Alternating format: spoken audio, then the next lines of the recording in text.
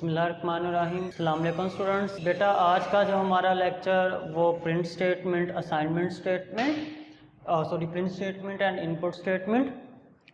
Assignment statement हम पढ़ चुके थे। असाइनमेंट ऑपरेटर के अंदर एक ऐसी स्टेटमेंट थी जो असाइनमेंट ऑपरेटर को इस्तेमाल करता है। अब देखते हैं प्रिंट क्या है और इनपुट स्टेटमेंट क्या है। इन दोनों के यूज़ पहले डिफाइन करते हैं, पर्पस फिर यूज़, एग्जाम्पल के साथ प्रोग्राम के इसको डिस्कस करते हैं। तो पहले प्रिंट स्टेटमेंट को डिस्कस कर लेते हैं।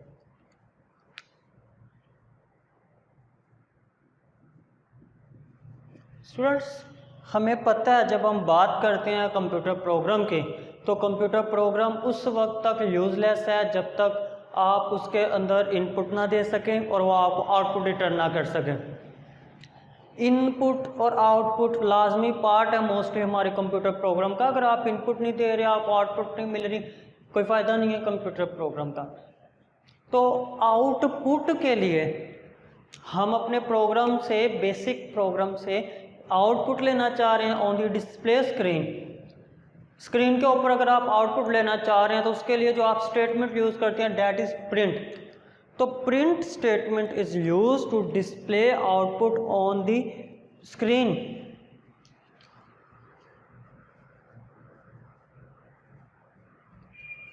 Print statement is used to display output of program on display screen। Display screen के ऊपर आउटपुट को अगर आप प्रिंट करना चाह रहे हैं तो आप प्रिंट स्टेटमेंट को यूज़ करते हैं। एंड अगर बात करते हैं हम इसके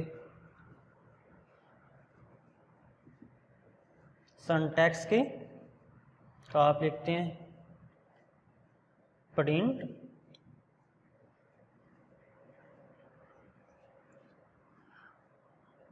स्ट्रिंग और वेरिएबल, लिस्ट ऑफ वेरिएबल्स और देन कॉमा और सेमीकोलन। तो प्रोग्राम के अंदर अगर आप चाह रहे हैं कि आपकी आउटपुट डिस्प्ले की जाए on the display screen, then आप इस सिंटैक्स को यूज़ कर सकते हैं। और आप प्रिंट स्टेटमेंट की बजाय क्वेश्चन मार्क और इसी तरीके से string and list of variables semicolon. तो आप डिस्प्ले करवा रहे हैं अपने आउटपुट को ऑन द डिस्प्ले स्क्रीन। तो आप प्रोग्राम के ज़रिए भी हम देखेंगे भी कि जब आप प्रोग्राम में आउटपुट करवा रहे हैं तो आप प्रिंट करवा रहे हैं। अब इसके साथ हम कुछ चीज़ों को डिस्कस करेंगे विद एग्जाम्पल और प्रोग्राम। उसमें मैं आपको बताता जाता हूँ कि कैसे आप प्रिंट स्टेटमेंट को यूज़ करके प्रोग्राम में आउटपुट करवाते हैं। तो पहले प्रोग्राम लिखते हैं। लेट्स सपोज मैं पहले आपको सिंपल आउटपुट का बताता हूँ। जब आप आउटपुट करवाते हैं प्रिंट स्टेटमेंट से, आपने लिखा प्रिंट, और प्रिंट स्टेटमेंट के बाद स्टूडेंट्स आप जो चीज़ डबल कॉमास के अंदर लिख देते हैं, लाइक आई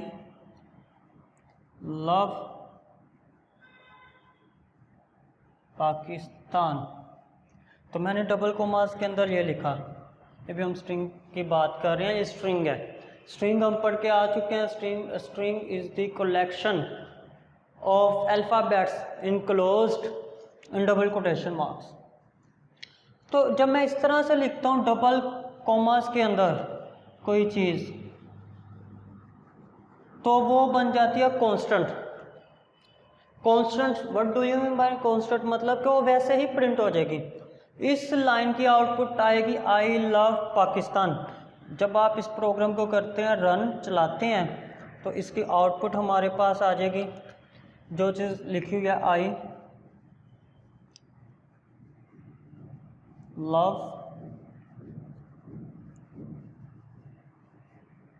पाकिस्तान। तो एक चीज़ याद रख लें, प्रिंट स्टेटमेंट को यूज़ करते हुए जो चीज़ आप अगर उसके आगे डबल कोमास में लिख देंगे वो चीज़ स्ट्रिंग बन जाएगी, कांस्टेंट बन जाएगी, लिटरल बन जाएगी, वो वैसे ही प्रिंट हो जाएगी जैसे डबल कोमा के अंदर आपने उसको लिखा हुआ है, टाइप किया है। तो इस लाइन की आउटपुट आ गई आई लव पाकिस्तान। ये सिंपल, जब आप स्ट्रिंग यूज़ करते हैं, कांस्टेंट वैल्यूज यूज़ करते हैं, डबल कोटेशन को यूज़ करते हैं, देन अच्छा नेक्स्ट वन करते हैं। ये हमारी एग्जाम्पल थी, नेक्स्ट देखते हैं। मैं लिखता हूँ प्रिंट, सॉरी चले पहले हम एक वेरिएबल बना लेते हैं x, उसमें वैल्यू 10 और एक ही लाइन में दूसरा वेरिएबल कॉलन से लैदा किया y और उसमें वैल्यू 2। अब मैं इनको आउटपुट करवाता हूँ। पहले सिंपल आउटपुट अभी हम कर रहे हैं, मैं लिखता हूँ प्रिंट x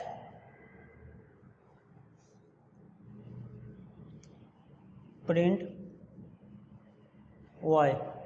अब क्या आउटपुट आनी चाहिए जब ये प्रोग्राम रन होगा, जब ये प्रोग्राम एग्जीक्यूट होगा तो इसकी आउटपुट क्या आनी चाहिए वो देख लेते हैं क्या आएगी।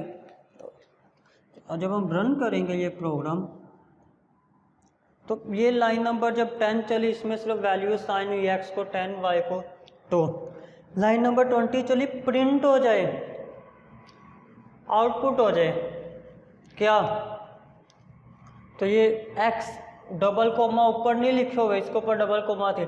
जब आप डबल कोमा के बगैर लिखते हैं इट्स मीन आप वेरिएबल लिख रहे हैं, कोई आप वेरिएबल लिख रहे हैं। या जब हम वेरिएबल की बात करते हैं तो वेरिएबल इटसेल्फ खुद नहीं, उसकी वैल्यू प्रिंट हो जाती है। तो x वेरिएबल की वैल्यू वो है 10, तो इस लाइन की वैल्यू आएगी 10। लाइन नंबर 30 पर आए, प्रिंट y, तो y वेरिएबल डबल कोमा ऊपर नहीं है तो ये भी इसकी वैल्यू प्रिंट हो जाएगी और वो है 2। तो ये आउटपुट आ गई वेरिएबल्स की वैल्यू। तो दो तरह से अभी और इसमें आउटपुट देखते हैं कैसे कैसे हो सकते हैं।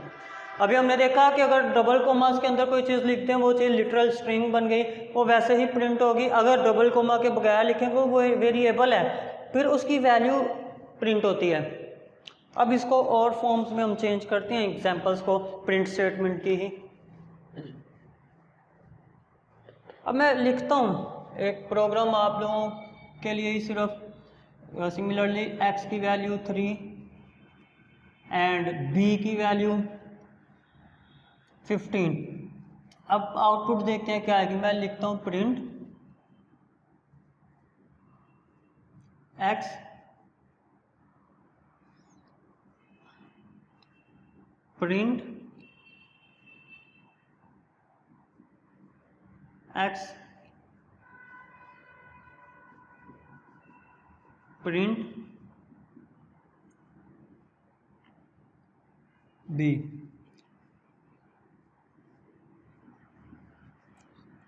इसकी आउटपुट देखते हैं क्या आएगी, क्या आनी चाहिए आउटपुट आपके ख्याल में। एक एक लाइन करके इसको अगर आप रन करते हैं, फॉर एग्जांपल यहाँ पर अगर हम इसको रन करते हैं तो ये तो वेरिएबल को x को 3, b को 15 असाइन हुई। लाइन नंबर 20 पर प्रिंट x डबल कोमास के अंदर है, तो डबल कोमा में जो चीज़ आ गई वो वैसे ही प्रिंट होगी, वैसे ही प्रिंट होगी। प्रिंट सिंपल x, इस लाइन में सिंपल x था, डबल कोमा नहीं, मतलब इसकी वैल्यू की बात कर रहे हैं जो कि 3 है। और प्रिंट b डबल कोमा में आ गई, वो चीज़ वैसे ही प्रिंट होगी। तो जो चीज़ डबल कोमा में आएगी वो वैसे ही प्रिंट, जो चीज़ डबल कोमास के बगैर आती है उस वेरिएबल की वैल्यू प्रिंट होती है। सही।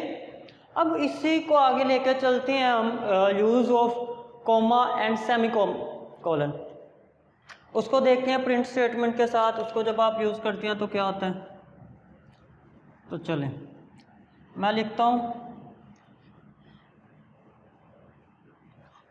x assign to 2, y assign to 11। अब देखिएगा प्रिंट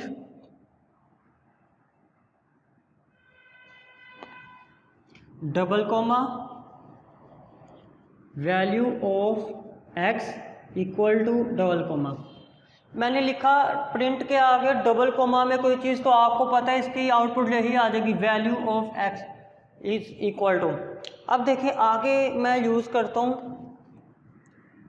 सेमीकोलन एंड मैं वेरिएबल x लिख देता हूँ x। मैं कह रहा हूँ पहले प्रिंट हो जाए value of x double comma के अंदर जो चीज़ है, ऐसे ही सेमीकोलन, और फिर मैं लिख रहा हूँ कि x सिंबल x से मुराद कि x की वैल्यू या डबल कोमास में नहीं है, तो इस लाइन की आउटपुट आएगी value of x equal to, और साथ x लिखा है तो x की अब वैल्यू आ गई, x की वैल्यू आ जाएगी, साथ ही आ जाएगी। जब आप सेमीकोलन को यूज़ नहीं कर रहे होते और इस तरह से प्रिंट स्टेटमेंट में यूज़ कर रहे हैं, देन स्पेस नहीं आती, वो साथ ही आ जाती है। मगर अगर मैं यहाँ यूज़ करता स्पेस चाहता हूँ तो मैं कोमा यूज़ करूँगा लाइक दिस। इसी वाले को मैं लिख रहा हूँ, थोड़ा सा फ़र्क। लाइन नंबर 10 थी, x की वैल्यू थी 2, y की वैल्यू थी 11। आपने प्रिंट करवाया, लिखा value of x equal to, और अब मैं सेमीकोलन नहीं यहाँ पर यूज़ करता हूँ कोमा, बस ये फ़र्क किया x। अब आउटपुट देखें कैसे आएगी। आउटपुट इसकी आएगी value of x is equal to, अब कॉमे, जब कॉमे की बात करते हैं तो x की वैल्यू तो प्रिंट होनी है, लेकिन कॉमे से मुराद है कि स्पेस देकर, तो अब स्पेसेस आ जाएंगी। अगर आप चाहते हैं कि दो आउटपुट्स के दरमियान स्पेस आ जाए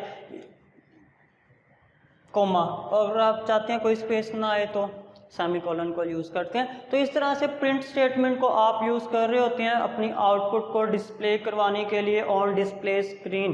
तो print statement is use to display output, और उसको कैसे यूज़ कर सकते हैं हम वो भी देख चुके हैं। नेक्स्ट स्टेटमेंट हमारी इनपुट स्टेटमेंट, जो कि आप इनपुट लेने के लिए इस्तेमाल करते हैं, उसको डिस्कस करते हैं।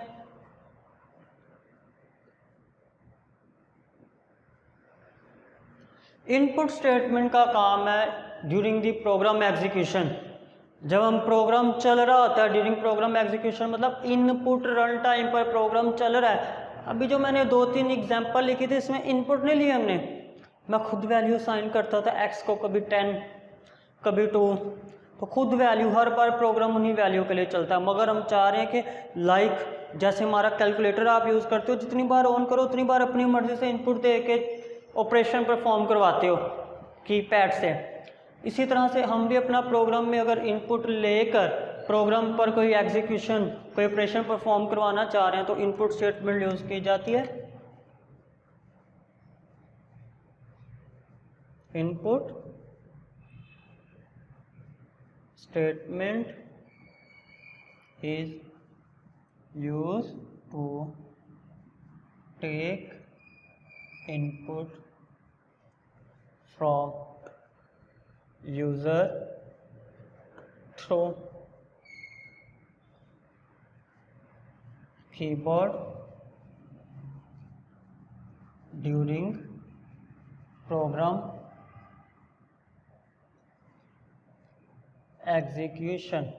प्रोग्राम के चलने के दौरान यूज़र से कीबोर्ड के ज़रिए इनपुट लेने के लिए इस्तेमाल होने वाली statement is called input statement.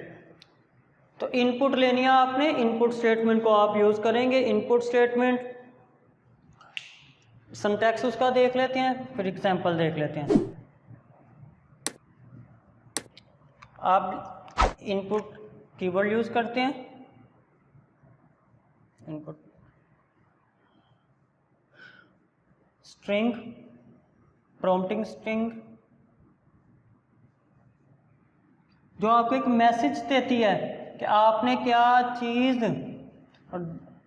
Input करानी है, आपके लिए हेल्प करती है। और आगे वेरिएबल, आपको एक अच्छा प्रोग्राम वही होता है, आपको एक पहले मैसेज प्रॉम्प्ट करवा दिया जाए कि आप क्या इनपुट लेना चाह रहे हैं। फॉर एग्जांपल लेट्स सपोज एक प्रोग्राम लिखते हैं सिमिलरली अब हम खुद इनपुट लेना चाह रहे हैं, मैं लिखता हूँ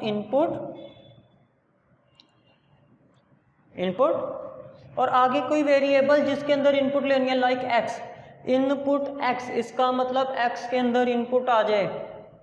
नाउ इनपुट वाई, वाई में इनपुट लेगा, आर वेरिएबल में एक्स प्लस वाई जमा करके स्टोर कराया और आउटपुट के लिए फंक्शन यूज किया प्रिंट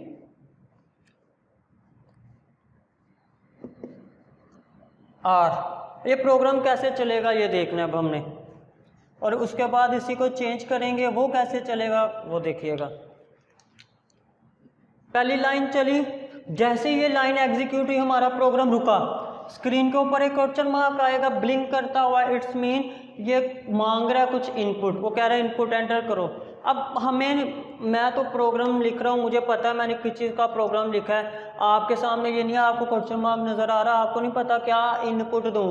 फॉर एग्जांपल मैं आपको बता देता हूँ कि नंबर इनपुट दो, आपकी नंबर इनपुट देते हैं 3, ये लाइन और एंटर की प्रेस की तो इनपुट चले गई, एक्स वेरिएबल की वैल्यू होगी 3।